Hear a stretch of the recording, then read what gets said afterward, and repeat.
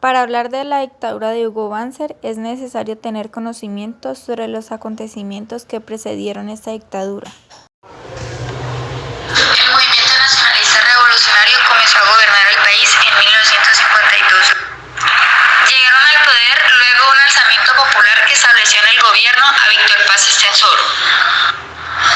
Nacido en Tarija el 2 de octubre de 1907. Nacionalizó las minas de estaño, impulsó la reforma agraria que repartía las tierras entre los campesinos y estableció el sufragio universal. Tenía el apoyo de campesinos y mineros, en su mayoría que eran indígenas, y se enfrentaban a los sectores económicos acomodados. Su movimiento se mantuvo en el poder durante más de una década hasta 1964. El 4 de noviembre de este año, los periodistas que esperaban en la puerta de la Casa del Gobierno vieron salir a Paz Estenssoro a cumplir con su tercer mandato como presidente. ¿A dónde vas?, le preguntaron. A inspeccionar los puestos militares, dijo el presidente. Pero la realidad era otra. El presidente lo esperaba un avión en el aeropuerto para escapar hacia Lima.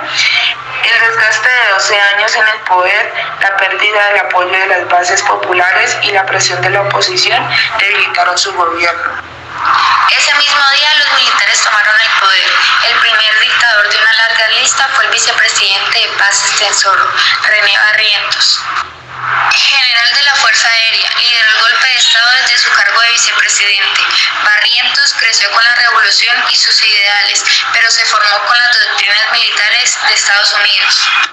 Durante su gobierno dio un giro a una política más conservadora y abrió la economía y el capital extranjero.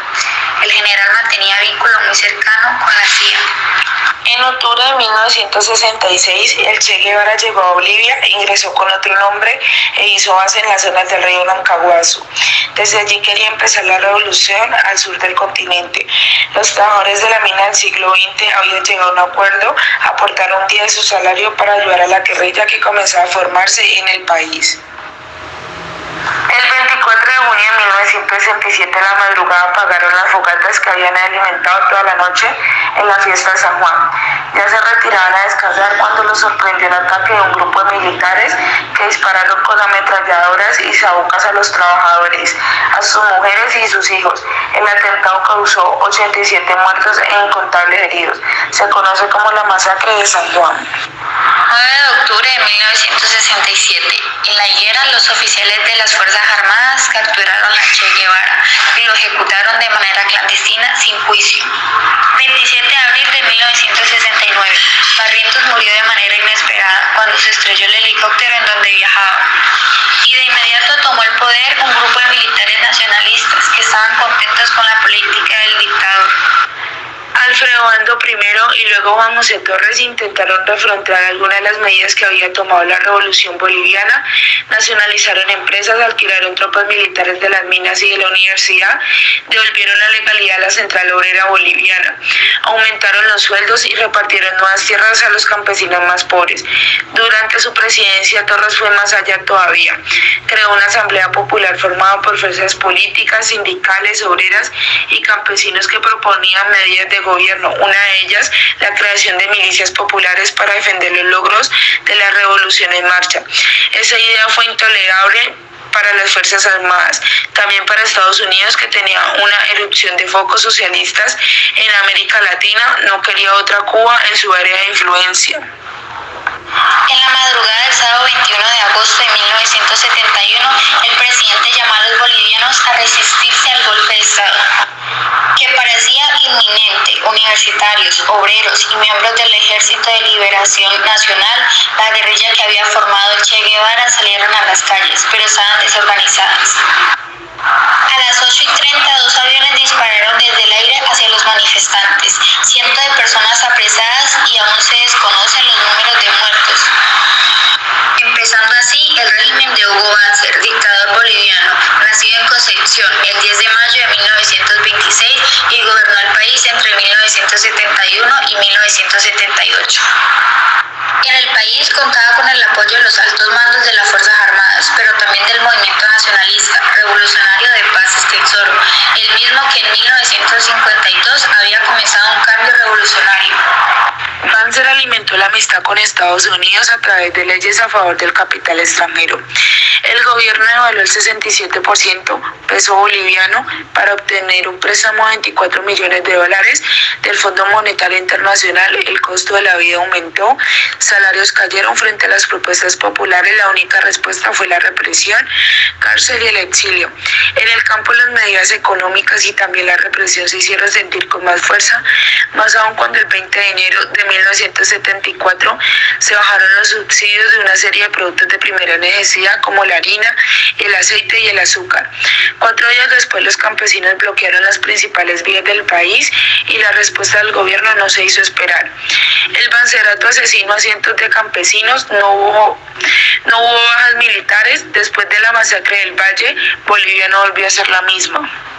En ese mismo año, Banzer protagonizó un autogolpe de Estado, eliminando al gobierno a los partidos políticos que formaban parte del Ejecutivo para concentrar el poder en su figura. Pretendía quedarse hasta 1980. La vida cotidiana de los bolivianos se deterioraba día a día. En 1976 había 2.134 médicos para 6 millones de habitantes. Y solo el 44% de la población tenía agua potable y cloacas. En la década de los 70, las fronteras latinoamericanas dejaron de ser físicas para convertirse en ideologías. Banzer tenía un vínculo muy cercano con la Argentina. De joven se había formado en el colegio militar. Ambos países eran socios en el Plan Cóndor, una sociedad criminal establecida por los represos del Cono Sur y digitada desde los Estados Unidos para ayudarse en la tarea de localizar y asesinar a sus víctimas. De los 150 desaparecidos bolivianos, 35 fueron secuestrados en Argentina. El 2 de junio de 1976, una noticia sacudió a todo el país. En Buenos Aires asesinaron a tiros al expresidente Juan José Torres. La corte de Torres desgastó todavía la imagen del Bancereto, que reprimió cada una de las manifestaciones en su contra. En 1977, el dictador hizo un último intento para levantar su imagen. Banzer inició relaciones diplomáticas con Augusto Pinochet para recuperar la salida al mar que Bolivia había perdido en 1879, pero Chile solo aceptó seguir adelante con el diálogo bajo la consigna de anexar otros territorios bolivianos. El prestigio de Banzer se duplicó, lo acusaban de traidor, la resistencia empezaba a rearmarse, a su gobierno le quedaba poco tiempo. 28 de diciembre de 1977, las esposas de 4 mineros exiliados ingresaron al arzobispado de La Paz y empezaron una huelga de hambre. El 31 de diciembre se sumó un segundo grupo de mujeres y se dirigió a las oficinas del periódico Presencia. Después de 14 días, más de 500 personas participaban en esta protesta y a mediados de enero sumaban las 1.000 personas.